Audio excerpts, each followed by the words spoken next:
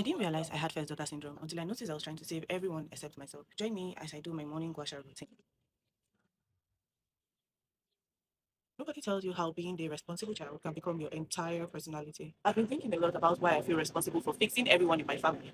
For a long time, I believed that if I just love harder, work harder, sacrifice more, or stay strong enough, maybe everything would finally get better.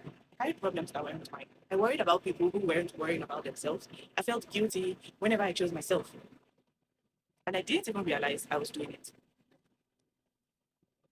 People call it first daughter syndrome, but I think it can happen to anyone who grows up to become the emotional caretaker of the family.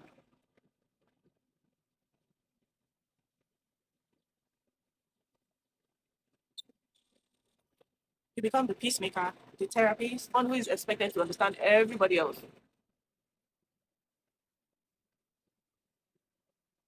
Then somewhere along the way, you develop what is called the savior syndrome. You start believing it's your job to rescue everyone. You think, if I don't help them, who will? But here's what I'm learning.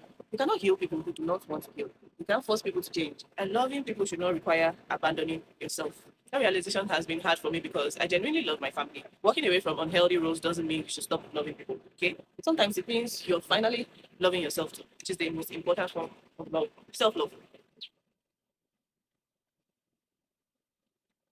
So if you're a child who is always carrying everyone else's emotions and trying to be there for everyone else, I hope you remember that being the strong one doesn't mean you have to carry everybody forever. You're allowed to put the weight down. You're allowed to rest. You're allowed to choose peace. And you're still a good person, even if you stop trying to save everyone else.